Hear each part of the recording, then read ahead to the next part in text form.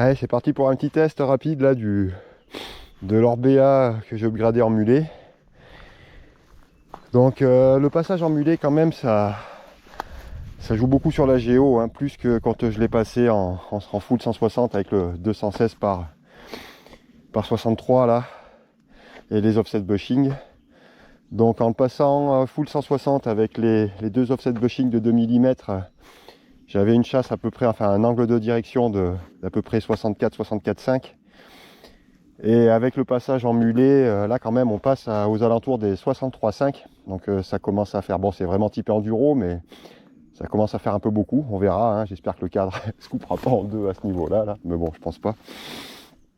Alors par contre, passage en mulet, on est obligé de laisser un offset bushing en bas, en position l'excentrage vers le haut là pour rabaisser un petit peu le vélo, parce que sinon là au niveau de la jonction des haubans et de la biellette, là c'est quasiment en contact, et donc après quand l'amortisseur se détend complètement, il peut y avoir un point de pression et c'est peut-être pas forcément bon pour les haubans.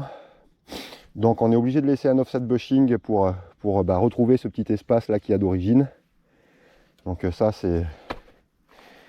c'est pas mal, mais par contre du coup en laissant un offset bushing plus la roue en 27,5, ça ouvre encore un peu l'angle de direction et donc on est sur une config un peu extrême là. Alors c'est vrai que le top ça aurait été de laisser l'amortisseur en 216 sans aucun offset bushing. Là on serait revenu à un angle de direction d'à peu près 64, ça aurait été peut-être un peu plus sécure on va dire.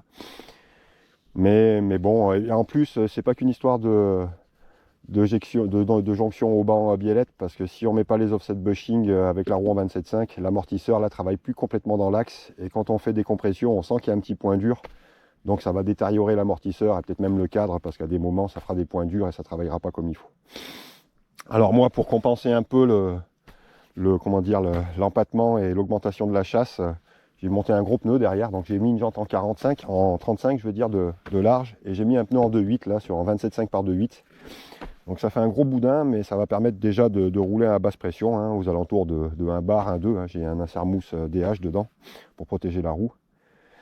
Et puis surtout, ça fait une hauteur un peu plus importante qu'un pneu en 2.4 ou en 2.5. Et du coup, ça relève un peu l'arrière et ça limite un peu l'angle de direction à l'avant. Alors j'ai pas vraiment mesuré comme il faut l'angle, hein. Je fais ça un peu à la wall again là. Il faudra vraiment que je prenne une mesure pour vraiment voir si quand même je suis pas au-delà des 63,5, parce que bon après ça serait peut-être quand même un peu craignos pour la solidité du cadre. Ah ouais, un truc important aussi, suivant si tu passes sur un amortisseur à ressort sur l'Orbea, fais gaffe au modèle que tu prends, parce qu'il y a des ressorts qui sont un peu plus gros en diamètre, et si tu as un ressort qui est plus gros que celui-là, alors je sais pas exactement là le diamètre il a, je l'ai pas mesuré, mais après ton ressort dans les compressions importantes risque de venir toucher là à l'intérieur du cadre, et il y a des gens ça leur a abîmé un peu le cadre. Donc bien faire attention quand on part sur ressort à prendre un ressort le plus fin possible là, pour pas que ça vienne toucher à l'intérieur. Allez, on va voir ce que ça donne.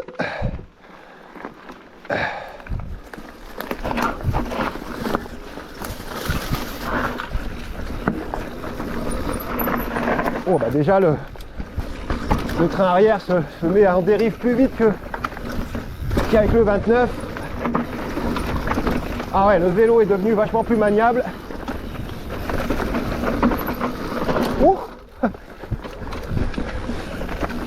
Alors ça quand même que du coup à l'arrière ça part un peu plus vite qu'avec le 29.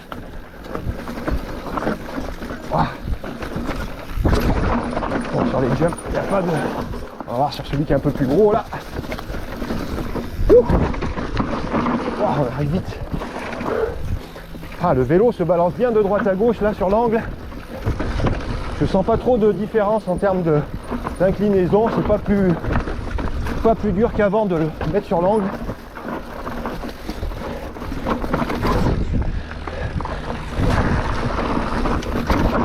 Bon, l'amortisseur travaille bien. Oula, je vais pas tirer trop. Le vélo est vraiment devenu super maniable. Puis alors il est plus stable. On sent là que on est dans une config vraiment enduro. Ah, je comprends pourquoi les gens l'ont pas surmulé. Le vélo devient vraiment agréable. Le passage chaud. Hop, détends-toi, détends-toi, détends-toi. Ah ouais, le vélo se balance de droite à gauche, mais vraiment super facilement.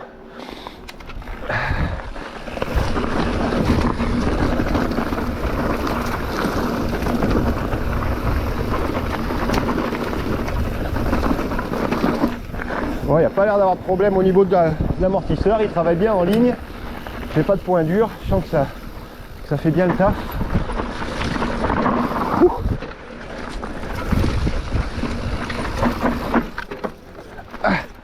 Ah, faut se réhabituer un peu, parce que c'est vrai que du coup le vélo dérape vite de l'arrière, c'est hyper agréable. Mais par contre, on sent que c'est un peu moins de grip sur l'angle quand même que quand on est en 29. L'arbre à Timothée qui l'a couché. Mort de rire.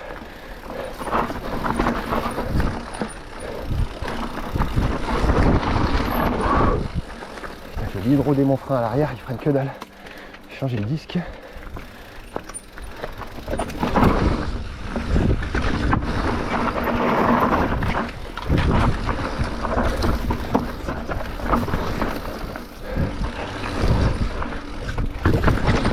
C'est un petit test rapide, mais c'est vraiment concluant. Le pneu en 2.8 amène vachement de confort dans la caillasse. Le vélo est vraiment devenu hyper agile en termes de pif-paf là pour le faire déraper de l'arrière. J'ai l'impression que malgré tout la fourche, malgré que ce soit en 63.5, travaille pas trop mal. Donc je pense pas qu'il y aura de problème au niveau du cadre. Bon, faudra voir sur une sortie plus longue, mais là pour l'instant c'est vraiment sympa.